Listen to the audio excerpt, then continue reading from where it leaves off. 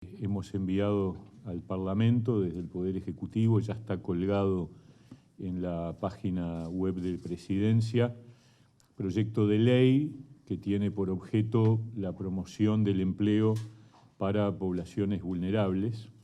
Este es un proyecto de ley que anunciamos hace un mes aproximadamente en oportunidad de la conmemoración del Día de los Trabajadores y que va en la línea de modificar la normativa actualmente vigente, que ya existe en el país, de promoción del empleo. Hay una ley de empleo juvenil, hay una ley dirigida a poblaciones vulnerables del año 2018, en el entendido de buscar focalizar con mayor precisión quiénes pueden ser los beneficiarios de estas iniciativas que suponen de parte del Estado el otorgar beneficios a los empleadores que contraten personas, trabajadores de ciertas categorías, ciertos colectivos sociales que entendemos nosotros que son los más afectados por la situación de empleo.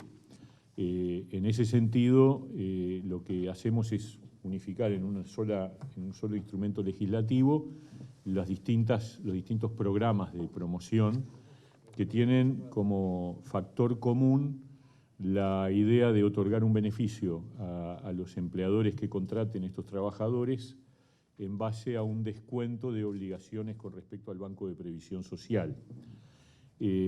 ¿Cuáles son las poblaciones que serían beneficiarias en la medida que sean contratadas por los empleadores y por lo tanto el empleador recibir el beneficio?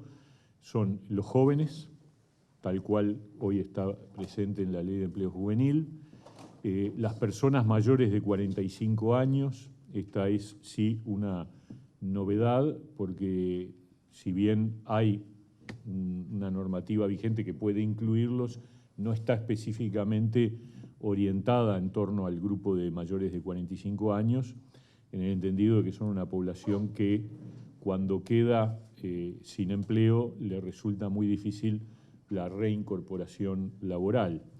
Y las personas con discapacidad. Este tercer colectivo también va a formar parte de aquellos que van a ser objeto de la promoción. Y en cualquiera de estos tres colectivos hay una cláusula diferencial en cuanto al beneficio mayor para el caso de trabajadoras mujeres.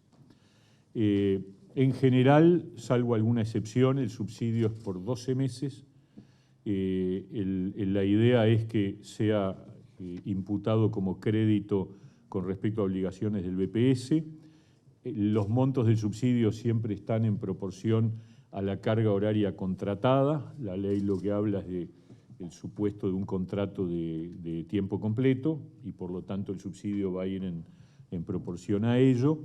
Y los beneficiarios no podrán exceder el 20% de la plantilla de trabajadores de la empresa que haga uso de este subsidio por cada categoría. O sea, 20% de jóvenes, no más allá de 20% de mayores de 45 o 20% de personas con discapacidad. Obviamente las empresas que pueden acceder al subsidio no deben ser deudoras del BPS, de la DGI o del Ministerio de Trabajo, no deben haber despedido o enviado al seguro de paro en los 90 días previos ni durante la duración del subsidio a trabajadores de la misma categoría laboral por la que se contrate y obviamente hay imposibilidades vinculadas a vínculos de parentesco. Las modalidades para el caso de los jóvenes se mantienen las mismas modalidades que actualmente están vigentes en empleo juvenil, con alguna modificación que lo que busca es justamente promover la contratación, porque el objeto de esta modificación es la constatación de que ha sido un instrumento muy poco utilizado. Para que tengan una idea, en 6 años de vigencia de la Ley de Empleo Juvenil han sido beneficiados por la misma 8.000 jóvenes, o sea, promedio de 1.000 y pico por año.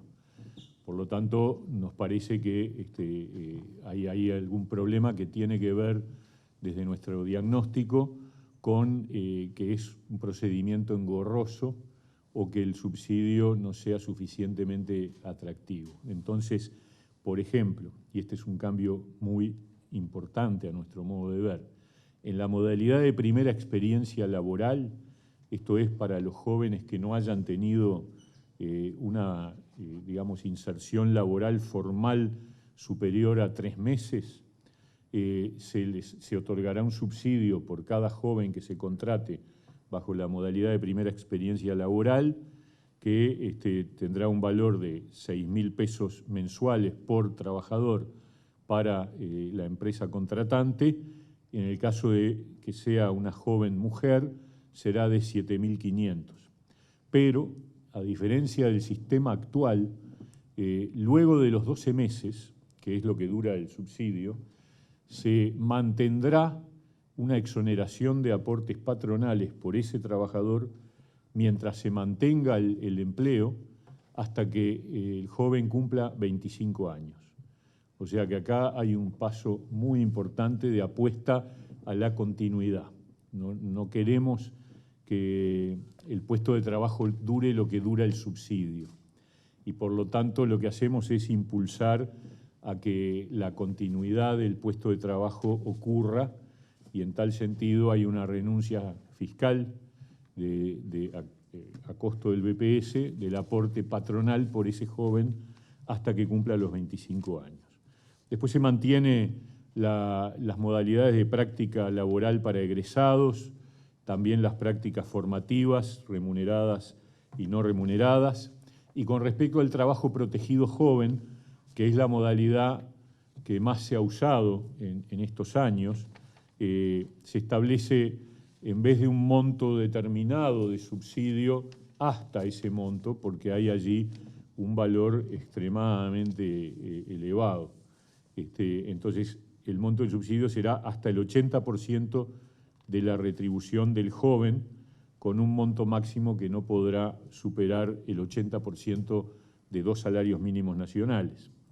Lo que además los jóvenes elegibles para este subsidio serán aquellos que pertenezcan a hogares por debajo de la línea de pobreza. Actualmente la normativa habla genéricamente de vulnerabilidades, lo cual hace que el otorgamiento del subsidio fuera, menos establecido en función de un criterio objetivo. Acá lo que vamos a decir es: el trabajo protegido joven va dirigido a aquellos jóvenes que viven en hogares por debajo de la línea de pobreza. En cuanto a las otras categorías que tienen que ver con los mayores de 45 años, vamos a, ahí sí es todo nuevo, subsidio temporal para trabajadores mayores de 45 años desempleados. Esto sería que la persona debe ser mayor de 45, que haya estado en situación de desempleo continuo por más de 12 meses o discontinuo de 15 meses en 24. En esos casos se otorgará a la empresa que contrate a una persona mayor de 45 años un subsidio hasta por 12 meses de 7.000 pesos mensuales, en caso de que fuera mujer de 8.000, y si tuviera personas a cargo aumentará a 9.000 pesos mensuales durante el año. Y se establece una segunda categoría, que es el trabajo protegido para trabajadores mayores de 45 años, donde, al igual que para los jóvenes, para acceder a ese subsidio, el empleador deberá contratar un mayor de 45 años desempleado y que a la vez pertenezca a un hogar por debajo de la línea de pobreza. En esos casos, el monto del subsidio, igual que para los jóvenes, podrá ser hasta el 80% de la retribución del trabajador, con un monto máximo que no podrá superar el 80% de 2 salarios mínimos. Y finalmente, la promoción del empleo para personas por discapacidad va a tener el mismo modelo que en el caso de jóvenes y mayores de 45 años, es decir, en situación de desempleo continuo por más de 12 meses o discontinuo de 15 meses en 24, y con los montos iguales a la categoría de los anteriores. 7.000 para caso de varones, 8.000 para el caso de mujeres, y si tiene personas a cargo, de 9.000. Lo último que me gustaría decir es que el financiamiento de esto surge, por un lado, de INEFOP, a cargo de INEFOP, con cargo al Fondo de Reconversión Laboral, hasta 8 millones de dólares. Actualmente no tiene tope. La Ley de Empleo Juvenil carga los subsidios por empleo juvenil a fondo del Fondo de Reconversión Laboral.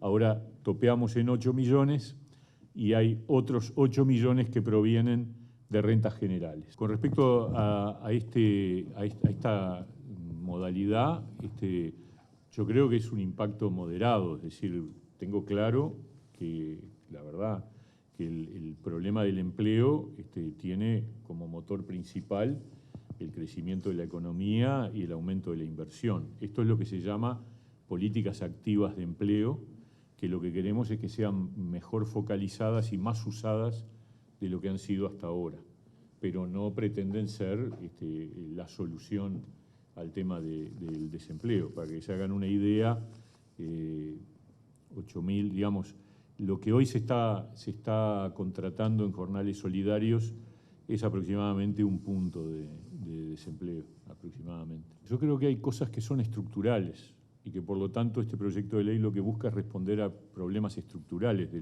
nuestra estructura de trabajo. Por supuesto que ayuda en un momento particular, que es la salida de la pandemia y la reactivación, pero el tema del empleo juvenil es un problema estructural de décadas. Hace décadas que tenemos problemas. Ya ha habido 2 leyes de empleo juvenil en el país y seguimos teniendo una tasa de desempleo juvenil muy alta. Y la problemática de los mayores de 45 años es más nueva, pero es particularmente aguda. Es decir, cuando una persona mayor de 45 años, por las razones que sean, pierde su trabajo, tiene enormes dificultades para reinsertarse laboralmente. Entonces, estas normas son con vocación de continuidad, lo cual no significa que no sean evaluadas. Es decir, nosotros estamos en este momento proyectando esto para este año, apenas se apruebe la norma, y para el año que viene. Pero en el correr del año que viene vamos a evaluar qué es lo que está pasando, quiénes la están usando, cuánto se está usando, y en virtud de ello seguramente podamos corregir o ajustar o afinar un poco la puntería, ¿no?